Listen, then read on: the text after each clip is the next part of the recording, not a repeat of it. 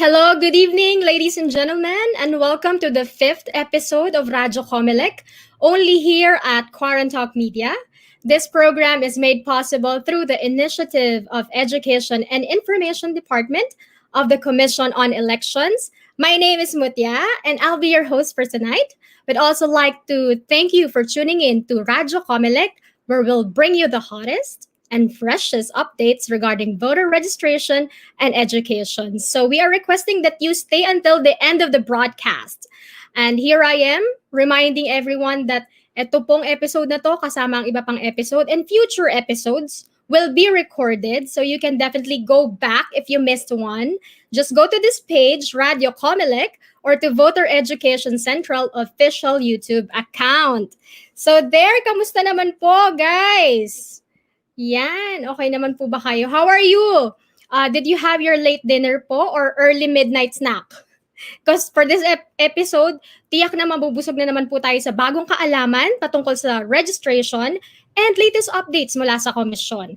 And what better way to start this episode is of course by having a recap of the previous broadcast. So last Saturday's show highlighted the overseas voting registration wherein Attorney Francis got to feature Attorney Philip Luis F. Martin from OFOV or Office for Overseas Voting na naglalayo na palawakin ang sistema ng registration and voting abroad, no? Encouraging everyone to vote, especially our kababayans in the May 2022 national and local elections. Now, if you missed that particular episode, guys, you can go to their FB page of or Office for Overseas Voting PH and look for that 3-minute video. It's an infographic video actually. Now that video encapsulates everything that you need to know about overseas voting, so make sure to check that out. All right, so now let's have the regular programming. I will now turn you over to Miss Sarah for Balitang Comelec and Sir Dre for the 2-minutong datos ni Dre. Radyo Comelec sa Quarantalk. Mga dapat mong malaman dito sa Balitang Comelec. Magandang gabi sa lahat ng mga manonood ng Radyo Comelec dito sa Quarantalk. Ako si Sarah mula sa Education and Information Department. Maghahatid sa inyo hindi lamang ng mga Balitang Comelec, kundi na rin ang iba't ibang trivia patungkol sa eleksyon.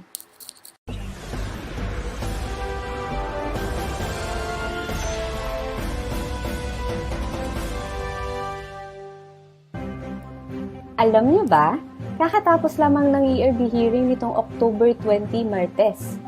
Pero ano nga ba ang ERB hearing? Trabaho ng ERB o ng Election Registration Board na aprubahan lahat ng applications for registration na natanggap ng COMELEC. Alinsunod sa Batas Republika bilang 8189 o ang Voters Registration Act of 1996, nagkakaroon ng ERB hearing every quarter of every year during the registration period. So for this year, ang registration period ay nagsimula noong September 1 at ito naman ay magtatapos sa September 30, 2021. Ang ERB ay binubuo ng isang election officer na siyang nagsisilbing chairman at ang 2 miyembro nito ay isang opisyal mula sa pampublikong paaralan tulad ng Schools Division Superintendent at ang head ng Local Civil Register. Bawat bayan, syudad at distrito sa buong bansa ay mayroong kanya-kanyang ERB. Tuwing ERB hearing, lahat ng mga applications for registration na natanggap sa isang partikular na lugar ay aaprubahan ng board. Sa pagkakataong ito ay tinatanggal na rin sa list of voters lahat ng mga botanteng pumanaw na, lumipat na sa ibang lugar, o kaya naman yung mga double o multiple registrants base sa Automated Fingerprint Identification System o AFIS. Para sa mga may duda sa validity ng alinmang application for registration na ipinasa sa COMELEC, tuwing ERB hearing ay binibigyan sila ng pagkakataon na mag-object sa validity ng nasabing application. Karaniwan ng objections o pagdududa ay patungkol sa citizenship o residency ng isang aplikante. Sa loob lamang ng hindi higit sa 5 araw ay malalaman na ang resulta ng ERB hearing. Ang official list of voters ay ipinapaskil sa bulletin board ng local COMELEC office o kaya naman sa city or municipal hall. Hindi mo kailangang umattend ng ERB hearing, maliban na lamang kung mayroong nag-object sa validity ng iyong application. Kung sakali ikaw ay padadalahan ng notice ng ERB na kailangan mong umattend sa ERB hearing para ikaw ay mabigyan ng pagkakataon na sagutin ang nasabing objection. Huwag mag-alala kung hindi nakatanggap ng notice. Good news po iyan dahil ibig sabihin walang naging problema sa ipinasa mong application. Bottom line is, hindi ka pa botante at the point of submission of your application. Magiging registered voter ka lamang kapag inaprubahan na ng ERB ang iyong application. Ibig sabihin, hindi ka pa maaaring mabigyan ng voter certification na nagsasabing ikaw ay registered voter sa inyong lugar. Alam niyo ba na ang voter certification ay isang valid identification document? Maliban sa pangalan, tirahan at araw ng kapanganakan, taglay rin ito ang inyong biometrics data. Pwede niyo itong gamitin sa pag-apply ng passport, pagbukas ng bank account, o sa iba pang transaksyon na kailangan ng valid ID. Ito na ang hihingi natin sa COMELEC dahil muli, hindi tayo required na umattend ng ERB hearing, pero para alam na rin natin kung kailan maaaprubahan ang mga application na sinabit natin mula October 21, ang susunod pong ERB hearing ay gaganapin sometime in January of next year. Batid po natin na sa mga panahon ngayon ay kailangan ng valid ID, kaya ano pang hinihintay nyo? Magparehistro na para makakuha na rin kayo ng voter certification sa lalong madaling panahon. And that's it for our Balitang COMELEC tonight. Muli ako si Sarah ng Education and Information Department, maghahatid sa inyo ng mga Balitang COMELEC. 2 minutong datos ni Dre. Magandang gabi mga karadyo. Ako po si Andre mula sa Education and Information Department ng COMELEC. Muling nagbabalik sa linggong ito para sa 2 minutong datos ni Dre. Sa linggong ito, pag-uusapan natin ang mga bagay na may kinalaman sa voter certification. Nitong nakaraang June 10, 2020, pinatupad ng COMELEC ang Resolution Number 10672 o ang Protocols in the Processing and Releasing of Voter Certifications, institutionalizing the new normal.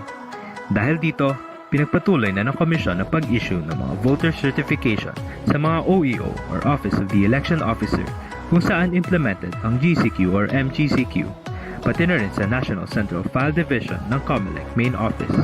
Pinatupad na rin ang pagiging COVID-19 ready ng mga opisinang ito kung saan may nakapaskil na mga signage sa paligid ng opisina tungkol sa health and safety protocols tulad ng mga ito. Pinairal din sa mga tanggapan ang mga patakaran tulad ng no face shield and mask, no transaction, one client at a time, paggamit ng mga plastic sheet barrier, at pagsunod sa mga protocol ng kani-kanilang LGU. Maliban pa dito, pinairal din ang COVID-19 ready ng mga Public Assistance Desk o PAD sa labas ng mga OEO para sa pagtanggap at pag-release ng mga voter certification. Pero teka lang, sa lahat ng mga nabanggit ko, baka may hindi pa nakakaalam. Ano nga ba ang voter certification at para saan nga ba ito? Sa madaling salita, ang voter certification ay paraan para ma-verify na ikaw ay rehistradong botante sa isang lugar. Madalas itong ginagamit bilang identification sa mga tao at maaaring gamitin sa maraming bagay tulad ng pag-apply ng passport, scholarship, pagkuha ng benefits mula sa LGU, senior citizen card at overseas application, o sa pagproseso sa bangko.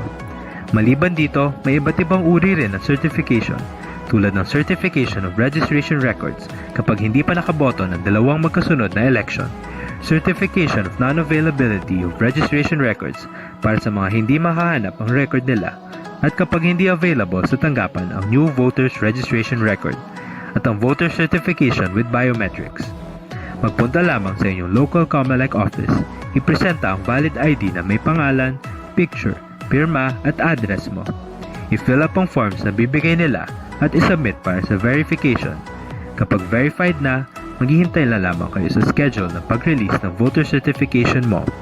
75 pesos lang ang voter certification at libre pa para sa mga kabilang sa vulnerable sectors tulad ng solo parents, indigenous people, senior citizens at persons with disability.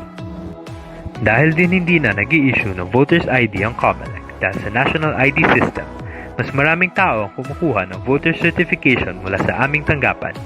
Naririto ang bilang ng mga voter certification na inisyu ng COMELEC mula January na sa kasalukuyan ay tumutotal ng 17,120. Dito na po nagtatapos ang aking 2 minuto. Samahan niyo po ako ulit sa susunod na linggo para sa 2 minutong datos ni Dre. Tignan naman natin ngayon ang ipapahayag ni COMELEC spokesperson Sir James Jimenez sa The Spokes.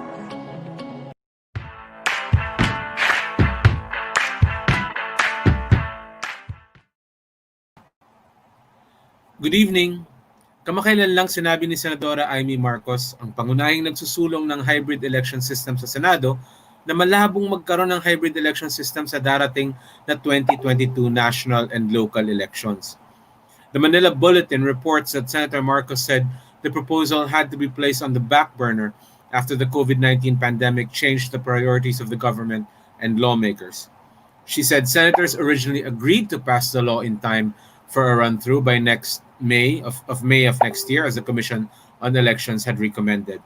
Kaso lang, na-delay nga daw, sabi ni Senator Marcos, na-delay lahat sa COVID at ngayon nakatutok tayo hanggang December sa budget ng 2021.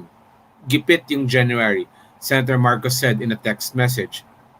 Dahil dyan, magandang balikan natin kung bakit nga ba tayo lumipat mula sa isang mano-manong sistema ng halalan papunta sa isang automated election system.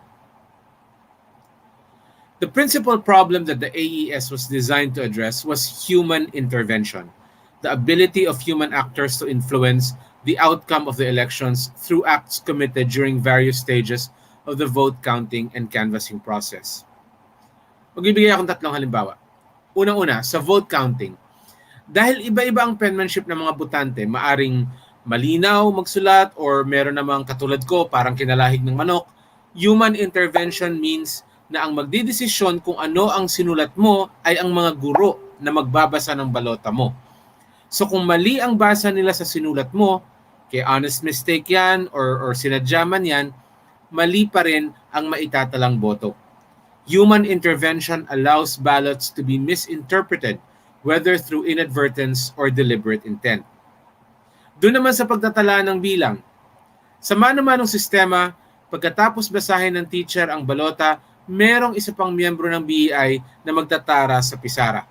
At meron pang isang teacher na magtatara naman dun sa election return form. Isang mahabang papel kung saan nakaimprenta lahat ng pangalan ng mga nasa balota. Human intervention makes errors in recording of votes on the election returns possible, whether through inadvertence again or deliberate intent. Nakita na natin yan dati. May mga pagkakataon na 2 kuwit ang tinatara imbis na isa. Kuminsan, walang tara pero nabasa naman ang pangalan. At madalas, ang tara sa pisara ay hindi tumutugma dun sa tara sa election returns. Pangatlo, human intervention din ang nagiging dahilan para sa pagkakamali sa tinatawag na certificates of canvass. Ang municipal or city certificate of canvass ay ang tala ng mga resulta ng botohan sa bawat presinto sa loob ng munisipyo o syudad. Ang tala naman ng mga boto ng munisipyo o syudad ay makikita sa provincial COC. At sa mga PCOC mula sa buong bansa ay tinototal naman sa isang National Certificate of Canvass. Human intervention again allows errors to creep into the consolidation of these election results, creating a disproportionately massive impact on the outcome relative to the effort necessary to create such impact. Kung mano-mano ang pag-prepare ng mga Certificate of Canvass, sa kahit anong level, madaling maluto ang resulta ng halalan. Papalitan lang ang nakasulat sa Certificate of Canvass, baliwala na lahat ng botong binilang sa presinto. The vulnerability of the integrity of the election process to human intervention led to the adoption of an automated election system, one that substitutes machine impartiality, precision, and speed for these acts of human intervention. Imbes na taong maaring magkamali sa basa ng balota o maaring maimpluwensyahan ng guns, goons, and gold, naglagay tayo ng counting machine na hindi natatakot sa baril, sa sanggano, o nasisilaw sa suhol. Katunayan, sa mga nagdaang halalan, ilang beses na ring hinampas, sinunog, at tinangkang sirain ang ating mga counting machines. Ayun, sira nga. Pero, hindi nawala ang mga boto ng taong bayan at patuloy na nakapagproklama at the end of the day. Automation also speeds up vote counting and the release of election results. Nung mano-mano pa ang mga halalan, inaabot ng mahigit 2 linggo bago malaman ng publiko kung sino-sino ang mga nanalo sa elections. Imagine waiting that long in 2022 for the name of the next president. And finally, dahil sa automation, gumaang ang trabaho ng ating mga mahal na guro sa Board of Election Inspectors. Dati, dahil sila ang nagbibilang ng boto, sila ang tinatarget ng mga desperadong politiko. Sinusuhulan, tinututukan ng barel o patalim, sinusunog. At kung makasurvive man sila sa halalan, sila pa rin ang inaabala. Sila pa rin ang inaakusahan ng pandaraya at hinahabla, dinadala sa korte, kahit hirap silang makapagbayad sa abogado. Automation removed that burden from our teachers. And now, katulad ng makikita natin sa mga survey mula 2016 at 2019, happy ang mga teacher natin na meron ng automation. At dahil sa announcement ni Senadora Marcos, mukha namang mananatili pa ang automated election system para sa 2022. Maraming salamat po. Protocols on the conduct of registration under the new normal.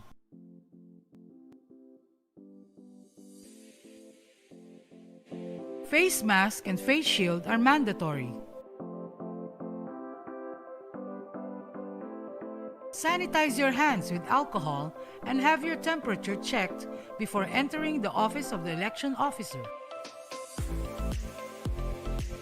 Strictly observe social and physical distancing at all times. Registrants are encouraged to BYOB or bring your own ballpen. Accomplish the health declaration form. Registrants and their personal assisters, if any, who are not feeling well or have symptoms are discouraged from transacting with COMELEC. A reminder from the Commission on Elections. Magandang gabi mga Hindi ako makapagparehistro kasi yung parents mo nga hindi bumoboto. Ako pa kaya? Hindi ako makapagparehistro kasi nakakatamad tsaka wala akong pamasahe. Hindi ako makapagparehistro kasi may pasok lagi. Hindi ako makapag-rehistro kasi wala akong kasama. Hindi ako makapagparehistro kasi baka mahirapan lang ako. Hindi ako makapagparehistro. Ayaw akong payagan ni ma'am. Hindi ako makapagparehistro kasi ang dami ko inaalaga ang anak. Tsaka hindi ko alam kung paano. Hindi ako makapagparehistro kasi hindi ako makapagparehistro kasi Hindi ako makapagparehistro kasi Sa bagay, bakit naman kayo magpaparehistro? Busy kayong tao, hindi ba? Bakit naman kayo maglalaan ng oras para magparehistro? Hayaan nyo na lang na ibang tao ang bumoto o pumili ng ating mga leader mula barangay hanggang Malacanang. Pwede namang maging walang pake, hindi ba? Bakit? Concern nyo ba kung palpak ang pamumuno ng mga taong nailuklok sa pwesto? Pakialam nyo ba kung hindi magandang serbisyo na ibinibigay sa taong bayan ng mga halal na opisyal na yan? Total, hindi naman kayo maapektuhan, hindi ba? Hindi nga ba? Kapag nagkalat ang basura sa kalye dahil naging pabaya ang palakad sa lungsod, pangit tingnan, mabaho, pagmumulan parang sakit, hindi ba perwisyo rin sa'yo yun? Kapag nahirapan ka magsimula ng negosyo dahil sa mga palpak na pulisiya ng LGU, hindi ba't talo ka dun? Kapag ninakaw ang pera ng bayan ng mga hinalal na opisyal, hindi ba't pera mo rin yun? Pero kung may pakialam ka sa nangyayari sa ating bansa, kung gusto mo ring magkaroon ng boses sa mga isyong hinaharap natin, at kung gusto mo maging bahagi sa pagpili kung sinong dapat na mamuno sa atin, alam nyo na ang dapat nyong gawin. #magparehistro ka.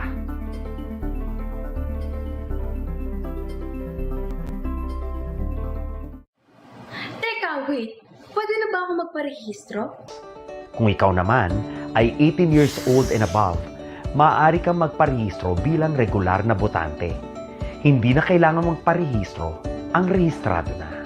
Paano magparehistro? Ayun ba? Madali lang.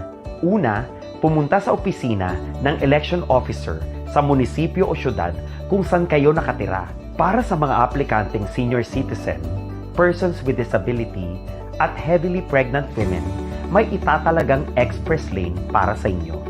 Magdala ng valid ID para maberipika ang inyong pagkakakilanlan at bilang katunayan na rin na kayo ay residente ng inyong lugar.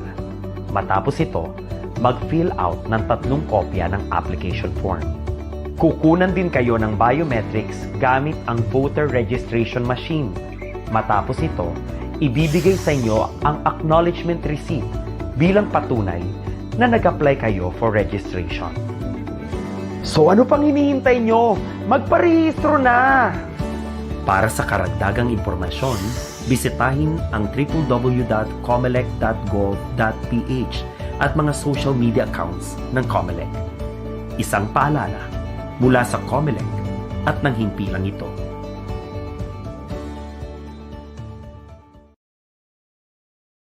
Radyo Comelec sa Quarantalk. Magandang araw po sa inyong lahat and welcome to Radyo Comelec sa Quarantalk. Ako po si Frances Aguindadao Arabe, Director of the Education and Information Department of the Commission on Elections, and welcome to Inside Comelec.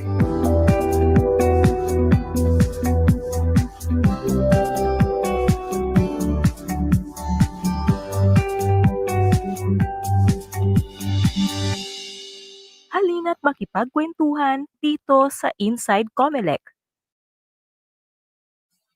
Nandito po tayo ngayon sa Plaza Raha Sulaiman ng Maynila. At dahil ang Metro Manila ay nasa kalagitnaan pa rin ng community quarantine, and to protect myself from COVID, I am wearing a face shield and a face mask, gaya ng mga tao dito. Which makes me think, sa araw kaya ng election, sila rin ba ay lalabas kahit may pandemya para bumoto? Tanungin natin sila. Gusto ko pong matuloy ang election sa 2022 dahil para sa may makahanap naman tayo ng mga bagong leader na talagang tutulong sa ating bayan, sa ating bansa. At kung ang pandemya naman ay nakakaabala sa ating pagboto, marami naman tayong dapat sundin na tulad ng safety protocols ng election. Pwede naman tayo gumamit ng social distancing. Tapos meron tayong mga protocol, kailangan natin mag-face shield, tsaka mask, ganyan. Once na may botohan tayo, kailangan may social distancing with face mask and face shield. Ganon. Kailangan sumunod pa rin po tayo sa batas. Kailangan natin bumoto ng maayos kahit may pandemya. Kasi yun ang kailangan ng gobyerno eh. Kailangan boboto tayo sa maayos na pamumuhay, pamamalakad, lalo-lalo na sa mga mahirap na tao. Tanda po akong bumoto para sa May 2022. Hindi po hadlang kung meron mang COVID sa panahon na yon, sapagkat meron po naman tayong mga protocol kagaya ng pagsuot ng face shield, face mask, at meron ding mga, siguro ang Comelec, meron ding mga protocol na gagawin para po sa pagdating ng botohan. Ako po ay nakahandang bumoto sa 2022 kahit may pandemya para magamit ko ang aking karapatan bilang botante sapagkat ibinigay naman po sa amin ang dapat naming gawin na pag-iingat para sa pandemic. Boboto pa rin po ako kahit may pandemic dahil kailangan po yung boto ko para sa sa ikabubuti ng sambayan ng Pilipinas. Handang bumoto sa darating na halalan sa Mayo 9, taong 2022. Kahit sa kabila ng pandemya, kailangan nating bumoto para sa ating bansa. Mabuhay ang Pilipinas! ako po ay boboto sa darating na halalan ngayong 2022. Bakit? Ito po ay dahil isa sa aking mga karapatan bilang isang mamamayan ng Pilipinas at naniniwala ako na bilang kabataan meron akong maiaambag patungo sa pagbabago at development ng ating lungsod. Balita wala na election kaya sabi ko, hindi na ako boboto. Boboto pa rin po ako kahit po may pandemya. Basta po, susunod po ako sa protocols po natin dito sa Pasay.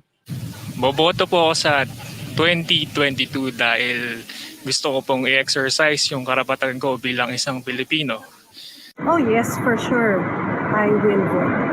Siyempre, sigurado yung makaboto. Hindi na kinanglanong yung sa atong susyudad. Maano man kita, wear mask, face shields, social distancing.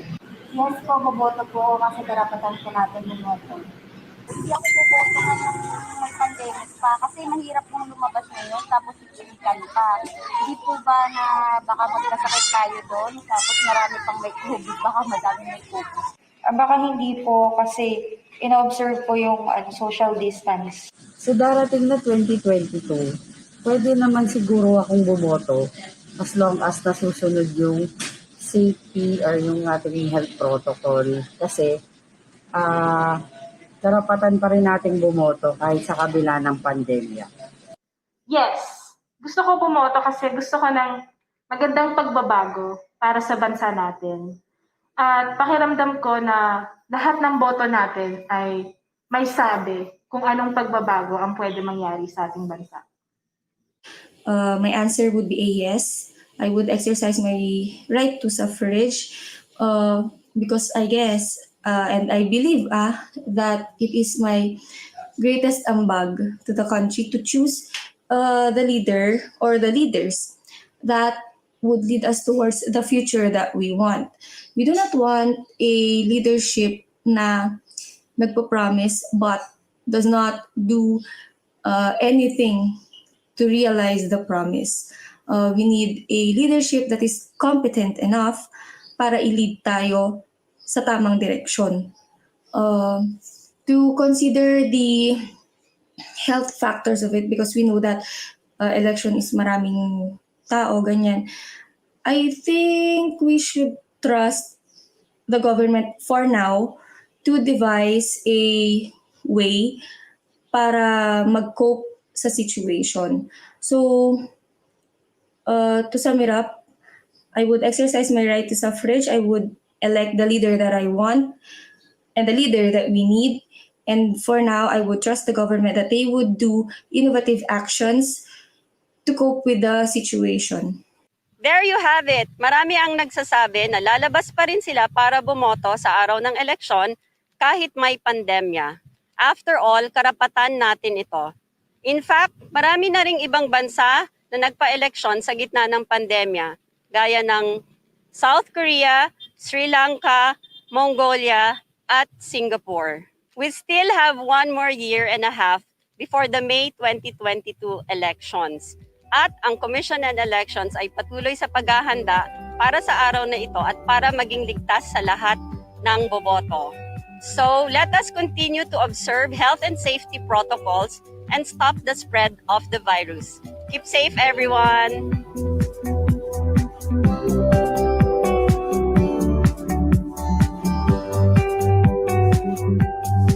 Radyo Comelec sa Quarantalk.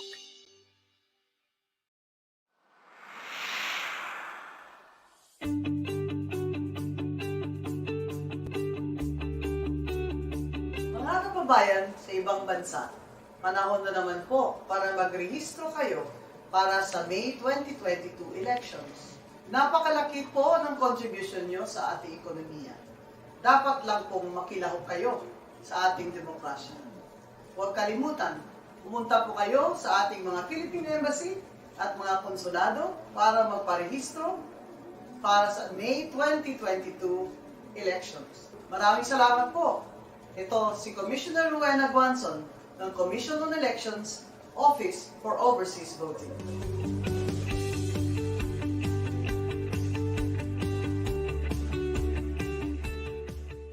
Mga katanungang dapat sagutin, #AskComelec na. Hello. Hi, good evening. Ladies and gentlemen, please welcome.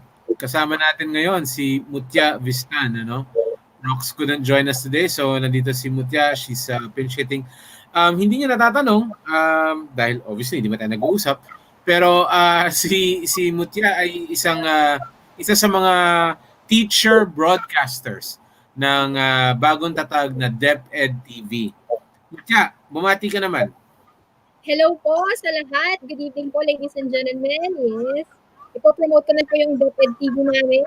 So, ito po ay isa sa alternative learning delivery mode in DepEd TV po. You can check our episodes from kinder to senior high school in IBC 13 FB Live. And we also have, it will be aired from 7 a.m. to 7 p.m. in different TV channels. So check the official DepEd TV YouTube account. Thank you po, Director James. Oo, sige, check nyo yan. Kasi alam nyo, I've actually been on the DepEd TV account, no? And napaka-informative niya. Siyempre, iba't ibang level yan. No? I mean, kung pumasok ka sa kinder na level, edi talagang kakaiba yon. But as you get older, as the programs get designed for older audiences, basta maganda panoorin nyo, and we're hoping that at some point mapasukan natin ng voter education din diyan, because we think that itong platform na to, itong social media and alternative media na ginagamit natin, ito talaga, this is the way to go, I think, no? And so today marami tayong questions ata, no? So Teacher Mutya is gonna help me go through all of these questions and sana masagot natin lahat. Okay? Yes. So Director, thankful din tayo dahil meron tayong magandang platform to reach out to the Filipino people. So the first question is coming from Jessica Nacionales. Kailangan po ba talagang galing PSA ang birth certificate na ipapakita? Or may LTR po kasi ako, kabibigay lang last month. So, ano po ba, Dr. James? Pwede po ba to? I think LCR as long as certified true copy po with RISIN. Tama po ba? Tama. Ang importante lang naman, Jessica, is that it's officially issued, no? So hindi naman necessary na PSA. Kung merong official na issuance ang local civil registry and may seal yan, and it's official and it's authentic, then that should be honored. So wag ka mag-alala. Pwede yan. All right. So what's our next question po? Ayan, from Sir Carl Malone. Wow! Ganda ng pangalan ni Sir Carl Malone, Kakakiyan. Nag-submit po ako ng Annex Form 2 last 2018 pa po. Pero hindi po ako naisama sa SPP. Kailangan ko pa po ba pag-file ulit ngayon? Tama po ba to, Director? SPP po? Or Oo, I think kasi noong 2018 yan ang tawag dyan, ano? Okay. Or special polling place. But right now, ang tawag natin dyan ay accessible polling place or APP. Yung submit siya ng Annex Form 2, I think that's what we call the Annex A. So kung nag-submit siya noong 2018 pero hindi siya naisama sa SPP, I think, Carl, it would be better kung mag-submit ka ng Annex Yes. yun. So mag-a-apply po ulit siya? Isa-submit niya lang naman yan So that should not be. All right. Yon. We hope he answered Carl Malone. Yeah. All right, third question po will be coming from Jonathan Dapilan. Paparating po akong at mga kasama ko sa linggo. Kailangan ba namin maghintay ng 6 months bago magparehistro or magpa-deactive or magpa-reactivate? Oo. Jonathan, depende yan actually, Jonathan Kasi kunyari, kung aalis ka naman ulit, pag-isipan mo, no, kung magpaparehistro ka na dito sa Pilipinas. Kasi kung babalik ka naman, I'm assuming, by the way, na sa overseas ka nagtatrabaho, no? But if you're staying in the Philippines, yung 6-month requirement ay base yan doon sa date of elections. So kailangan meron kang 6 months doon sa lugar ko saan ka boboto before the election, so immediately before. So kung sa tingin mo, nandito ka na sa Pilipinas and then 6 months meron kang residency na makukuha dyan, then why not? Go ahead and register. Pero again, ang concern ko lang is baka naman bigla kang umalis, no? Baka may trabaho ka pa sa ibang bansa or in the end May 9 nasa ibang bansa ka, then you might also consider registering for overseas voting. So bottom Okay. line, Jonathan, depende yan sa travel plans mo. Yes, Jonathan. At pag dumating ka dito, bisitahin mo kami. Kasi Oo alam nga. ko may pasalubong ka. Basta as long as 1 year pa, Director James, before the elections, Kailangan nasa meron Pilipinas. kang residency sa Pilipinas ng 1 year and then doon sa lugar kung saan siya boboto ng 6 months. Yes. Sana napanood ni Sir Jonathan yung last episode natin na about overseas voting. Sana nga, sana nga. Balikan niya, Alright. balikan. Kasi nasa Facebook Yes. naman yun eh. Diba? Correct. Just visit Office for Overseas Voting PH. Ayan, from Winnie Joy Gapus. May nakapagbanggit po na magkakaroon na ng postal voting ang mga senior citizens. Sana po i-consider nyo rin kami mga medical frontliners. Gusto rin namin bumoto. Hello po sa ating medical frontliners na kayo po ang aming modern day heroes. Pwede po ba Yes. tayo magkaroon po ng postal voting? Alam mo, sa ngayon, Mutya at saka Winnie, no, yung laman ng bill na nagpapanukala ng postal voting ay hindi binabanggit ang medical frontliners. No? Pero malayo pa naman yung elections eh. So we'll see. Sa tingin ko, pwede namang magbigay ng kautusan ng COMELEC na mabigyan ng preferential treatment or express lane din ang mga medical frontliners. I'm not promising anything, ha? Not promising anything. Pero obviously, hindi naman pwedeng tawagin lang kayong heroes. Kailangan tulungan din kayo. And syempre, we don't want you to be spending the entire day sa polling place natin. So, I think something can be done. Let's push for it. Tingnan natin kung ano magagawa natin. Pero as far as the bills are concerned, sa ngayon, hindi kasama ang medical frontliners. Mm-hmm. Okay. Just keep on doing what you're doing po. Yes. Saving the Filipinos. Next po, we have the question. Yan, Anastasia Floresca. I am really hoping that you will start opening your mall registrations just like before. Economy is slowly opening up. Maybe voter education can be a priority. Thank you. Sir James, di ba po, meron po tayong IATF regulations. So, paano po to? Possible po ba na mag-open po ng mall registrations po? Well, sa ngayon hindi pa, no? Kasi merong IATF regulations, tama, pero meron ding strict rules ang COMELEC. Actually, in some cases, mas strict pa yung rules ng COMELEC.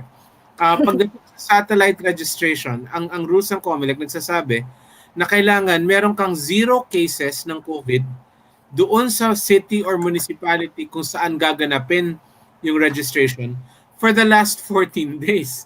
14 days. So, tatlong requirements, ha? 0 COVID cases. Pangalawa, in the entire area kung saan magkakaroon ng satellite registration, and dapat within the last 14 days from the date of registration. So, very strict yan, ano? And sa ngayon, parang wala pa atang papasang lugar. However, Anastasia, you're absolutely right. Dati nagmo-mall registration tayo and sobrang helpful niyan sa mga tao. And in fact, magpapasalamat nga ako dun sa mga mall owners na nagko-communicate na po sa COMELEC. Nag-o-offer na sila ng kanilang mga malls para magamit for registration. And gustuhin man namin, we would love to do it already, but still, safety first. We have to wait until these conditions are satisfied. Hopefully, by next year, maging mas madali na for everyone and we can start considering holding satellite registrations. Pero mukhang for the rest of this year, mukhang malabo pa yan, madam. Mukhang malabo pa. Yes, remember po that everyone's health is our topmost priority. Kaya po pag magpaparegister, palagi pong sinasabi na no face mask, no face shield, No, ballpen na nga rin po ngayon eh. Dapat magdala na rin po ng pen. No di ba? registration policy. Stricto ang COMELEC, di ba? Yes po. Oo. Pero last time, Sir James, may nakita ako na nasa mall yung inside Comelec. Oo, nag-iikot-ikot lang naman yung aming crew. Pero ang registration centers talaga ay talagang nasa COMELEC offices. The one that you saw was that the office itself was inside a mall. Okay. So nasa mall talaga. Oo, medyo ibang klase nga yung yung setup doon, and that's one of the best COMELEC offices around, no? Pero again, hindi lahat ng COMELEC offices na sa mall. So, hindi po mag-a-apply yung sana all, sana mall. Walang ganon. Sana mall. Soon, Sir soon. James, soon. Oh. Sir James, batiin ko lang aking mga co-teachers nanonood sila ngayon from Quirino High School. Hello, Ma'am LB, Ma'am Kate, Ma'am Amalia, Ma'am Janine. Sumagot din po sila. Kanina nag-poll po ako sa school eh. Sabi ko, boboto ka ba sa May 2022 national and local elections? At may mga sagot po sila. Good. O total, bumati ka na rin lang. Babati na rin ako. Go ahead! Good evening sa nanay ko nanonood. Yay! Yay! Masarap ang almusal mo, Director, bukas kasi binati mo siya. Next question po, ito. Diane Carmen Nuesca, may chance po kaya na maging online, parang NBI ang pagkuha ng voter certification? Ipapadala na lang sana namin through LBC or other courier. Uy, mukhang ano po to, Sir James, ha? Di ba po meron tayong Data Privacy Act na naniniwala din po ako na dapat bisitahin natin personally yung OEO or via authorized representative. Ano pong natin dito, sagot natin sa online? Well, actually, ang online voter certification is a little easier to manage than online voter registration. Yung voter registration sa ngayon medyo imposible pa kasi kailangan mo ng biometrics eh. Pero yung online voter certification, katunayan, Dayan, naghahanda na ang COMELEC para mag-pilot test ng isang online voter certification application system, no? Actually, may pangalan na nga yan internally sa COMELEC. But stay tuned. We'll announce that for you, no? Kasi medyo iba ang sitwasyon ng voter certification sa voter reg. So sa voter certification, good news na yan, malapit na yan. We are going to pilot test it very soon, hopefully by next month. And pag nag-online na yung voter certification process natin, then mas marami ang madadalian sa pagkuha ng voter certification na kakailanganin nila for identification.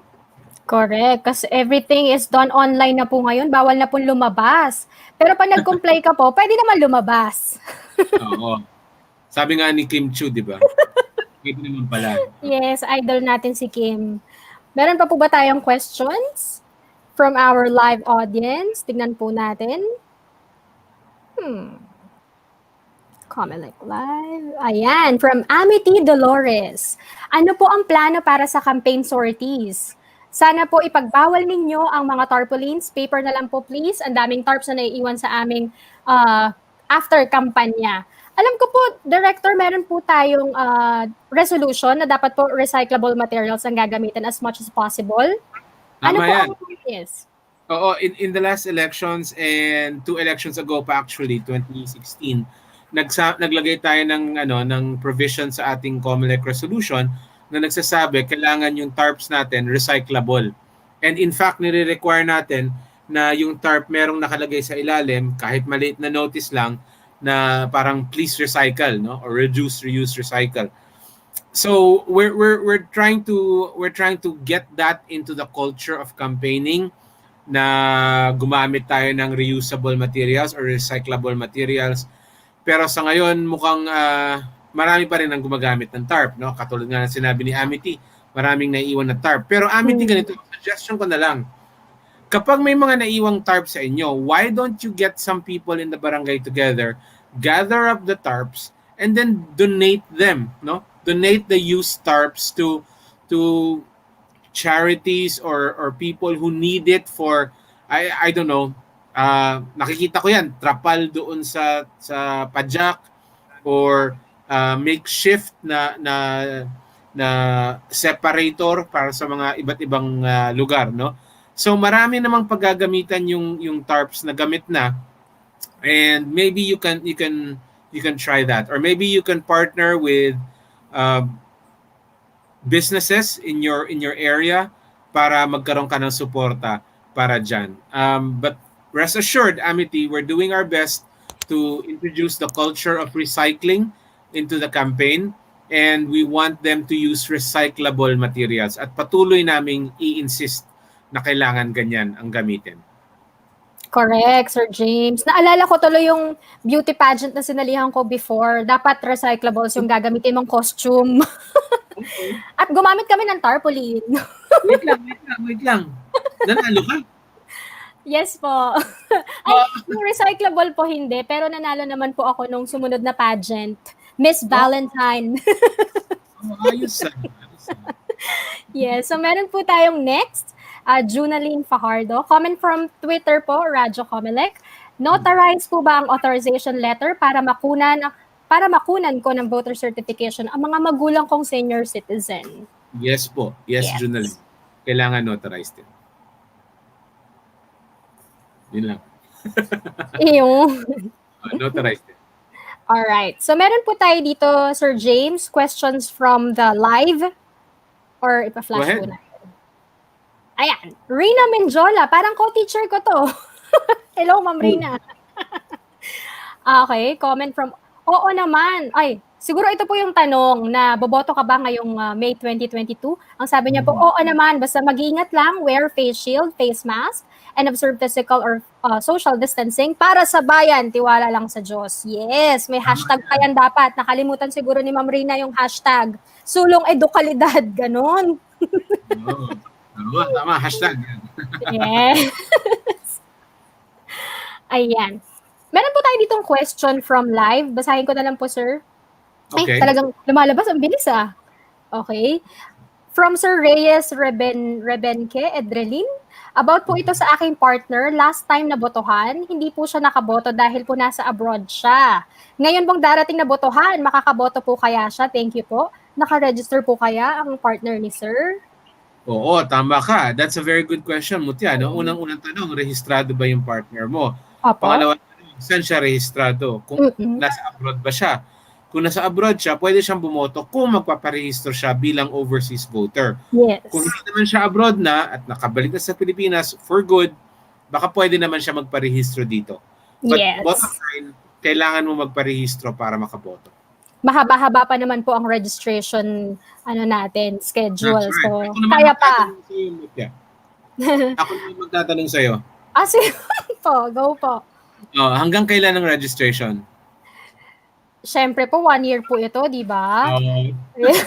Very good. 1 year! Wag na po tayong humabol sa deadline. So, meron naman po tayong, basta ingat lang po paglabas, wear your face mask, face shield, sanitizer, pen. Okay? Tama. Tomo, ito po Sir James, meron po tayong question.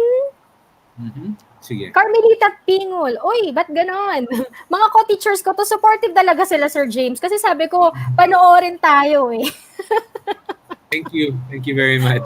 Yan, ang comment niya po, ang tanong pa rin po natin kung boboto po, ang sabi niya po, ako ay boboto para na rin kung sakaling may pandemya pa rin sapagkat ito ay karapatan at pribilehiyo ko bilang isang mamamayan ng bansang Pilipinas. Ang sagot po ni Ma'am Carmelita ay pang beauty queen din po dahil nanalo din po siya sa pageant po na sinalihan ko before. Nauna lang po siya ng ng batch.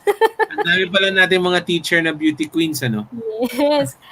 And ang tatapang. And that's great. That's great to see. Tandaan po natin na hanggang September 30, 2021 po ang registration natin. So, kailangan po may authorization letter or SPA kapag meron tayong representative sa VC. Representative, yes. Certification, yes. Pero po pag failure to vote in 2 consecutive regular elections, pong deactivated na po ba yung account or? Oo, nadi-deactivate lang. Ibig sabihin parang active, nandiyan pa naman siya sa listahan pero pinatulog lang yung account niya, no? So kailangan lang ng mag-file ng reactivation. So parang gigisingin mo lang yung iyong record. hindi ka na Okay. didelist. Kasi po before ako po, nag-serve po ako sa election. So every election po nagse-serve ako, hindi ko po na reactivate yung aking account. So parang na-delete po yata ako. Hindi ka na-delete. Nandiyan ka pa rin yan. Kailangan mo lang Okay. Ayan. Sige po. Meron po tayo, Christian Raspado. Good evening. Can I ask po if pwede na student ID lang po? Ayun lang po ang ID na meron ako. At yung application forms, is it fine to use A4 since doon ko po na-print? Okay. Sa long bond paper sana natin pinapaprint. Tama po ba? Tama po Tanggap yan. po ba ang ID niya dahil student lang po siya? Yun lang po pinaka-ID niya? Well, Is it acceptable? kailangan yung student ID niya current. Ibig sabihin, Okay. naka-enroll ka dapat ngayon. Kung naka-enroll ka dapat ngayon and yung ID na yon is for this school year, then that will be accepted. Walang problema. Doon naman sa A4, I'm sorry, Christian, you're gonna have to do that all over again. Kailangan talaga sa long bond paper. Sorry. Long bond paper. Okay. Check back to back, ha, Christian? Back to back. Yes. And don't sign the front and the back kasi you need to sign it with in the presence of a COMELEC representative. Tama. Okay. Eto po, may tanong pa po tayo. Dito po, Sir James, ano pong magiging sagot natin dito? Bakit hindi na lang daw po isama ang mga frontliners sa local absentee voting like PNP, AFP, public school teachers, or the like serving on election day? Well, definitely, that's one way of doing it. Pero I think galing yan kay Ginoong Narciso Arabe. Okay. But I'd like to remind si Mr. Arabe na nasa batas kasi yung coverage nung Absentee local voting. absentee voting. Okay. So hindi natin basta-basta maisasama dyan. If you remember, yung media actually dati hindi kasama yan sa local absentee voting. A law was passed specifically to allow the media to vote local absentee. And definitely, sir, pwede namang gawin yan. Kailangan lang masimulan yung proseso para magkaroon ng batas na nagsasama sa frontliners doon sa local absentee voting. Yes. Bago lang po kasi ang pandemic na ito, hindi po natin naasahan lahat, ano? From Deza, COMELEC Radio inbox. Good day po. Hello, good evening. Magpaparehistro pa rin po ba kahit nakapagpa-register na sa SK noon? Salamat po. Di ba po, iba po ang parang area nito or specifications, qualifications? Nag-SK ka ba? Actually, tatakbo po sana akong SK chairman kaso overage po ako nung election period. Okay. You learn something new every day. Okay, Deza, kung ikaw ay nakapagparehistro ng SK and you'll be 18 on the day of election sa 2022, then hindi ka na kailangan magparehistro.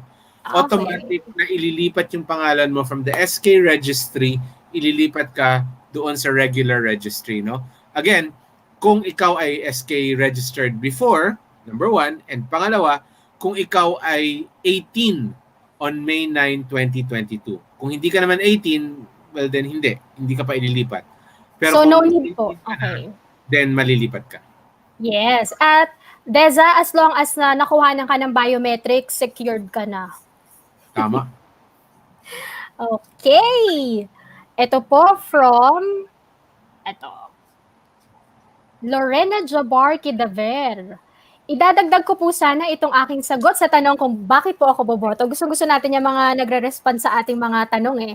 Para sa akin po, each vote is very important and powerful. Why? Because we can appoint a leader who can fight and protect his fellow men without hesitations out of charity. Wow. Okay. Diba? Tama. I agree with you, Ma'am Lorena. Teacher din yan. Parang teacher eh.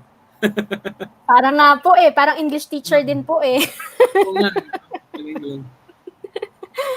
Ayan. Tanong po ni... dito tayo. Tanong ko po kung makakaboto po kaya ako dahil 6 years na po akong nawala dito sa Santa Cruz, Laguna. Napunta po ako sa Cebu, kaya hindi po ako nakaboto. Paano po kaya yun? Makakaboto po kaya ako ngayong darating na botohan? So siya po ay 6 years na nawala sa Santa Cruz, Laguna. Ngayon ay nasa Cebu na. Oo. Check mo, Reyes. I think your name is Reyes Rebenque, no? Edrilyn. Edrilyn, I would suggest ganito. Kung 6 years ago ka registered voter, that means 2014 nasa listahan ka pa. Maari kasing wala ka na sa listahan, no? Okay.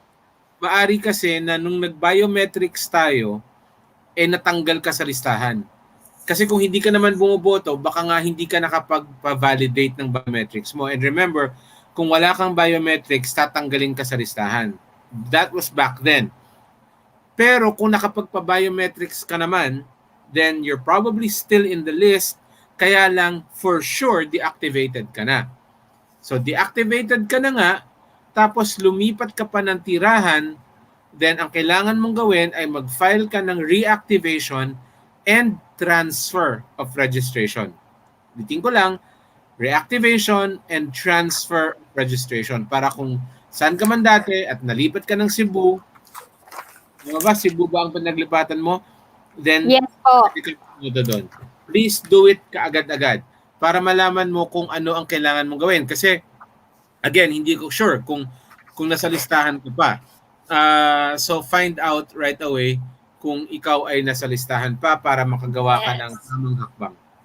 Ayan, tama po, Director James. Dapat po i-check niya po muna sa Office of the Election Officer yung status ng kanyang record. Kung nandun pa ba siya, pwede pa siyang makaboto. So, Sir Reyes, inyo po munang bisitahin ang inyong OEO. Yes. Okay. Do we have any more questions? I think we don't have any more question. Maulan na evening, no, Sir James? Baka nasarapan ang tulog nila dahil weekend ngayon, ano? They're enjoying their times with their families. All right. Well, it's nice answering all of these questions. Sana meron pa, no? But kung wala namang tanong ngayon, okay lang because we're gonna go live again next week. Ulitin natin to and we'll answer more questions then. In the meantime, Sir James, habol ko lang po, no? Dahil may mga teachers po tayong audience. May mga students din po tayo na nagtatanong. Last na question na po to, promise po.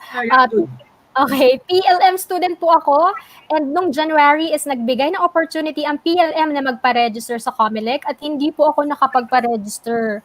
So February hanggang ngayon po ay hindi po talaga ako makatanggap ng SAP from Mayor Isko. Kapag po ba next month ay magpa-register na po ako sa COMELEC, after po ba nun makakatanggap na po ako ng SAP from our school?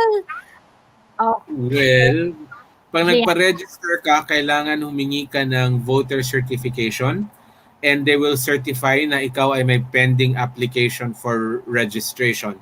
So hopefully, magamit mo yon para mabigyan ka ng SAP ng school mo. No? Pero on record lang I really don't think na ang status ng registration ng isang tao ay tamang batayan kung makakatanggap ba ng ayuda o hindi. No? But having said that, kung ganito yung existing na regulations, wala tayong magagawa. But to this guy from PLM, register right away and then apply for a voter certification. So you'll get a certification that says nag-a-apply ka or may pending application ka for voter registration and hopefully that will be enough for the school to give you yung assistance na hinahanap mo. Sana, Gianna. We wish the best for you. Kulang na lang si Sir James na lang ang magbigay sa'yo ng paayuda. Mahirap yan. Ako nga wala natanggap eh. Ay, talaga po. Siyempre. Okay, I think we do not have any more questions. Yan, may shoutout po ba kayo, Sir James? Meron pa po ba tayong i-shoutout dyan?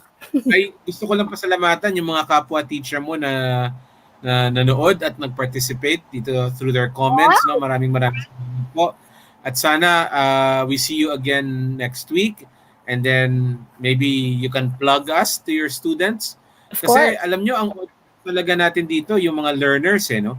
Yung mga learners na nangangailangan ng information tungkol sa registration at kung bakit mahalaga ang karapatang bumoto. So again, maraming salamat po kay Teacher Mutya at sa lahat ng mga kapwa teacher niya na pinahiram sa atin tonight ng DepEd TV. At hopefully magtuloy-tuloy pa itong ganitong engagement natin. So Mutya, thank you very much. Ladies and Thank you so gentlemen, much. thank you very much for joining us. Thank you for staying with us. Good night. See you again for another episode. Same time. Good night.